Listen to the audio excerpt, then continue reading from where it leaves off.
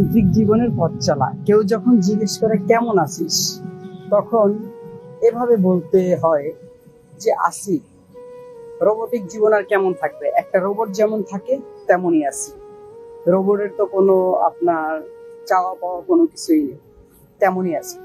সকালে ঘুম থেকে উঠো, ঘুম থেকে উঠে কাজে আসো, আবার কাজ থেকে গিয়ে খেয়ে দিয়ে ঘুমাও। এই জীবন যেন একটা, মনে হয় যে একটা জায়গার ভিতরে থেমে আছে, আর কোনো পরিবর্তন নেই, আর কোনো চেঞ্জ নেই।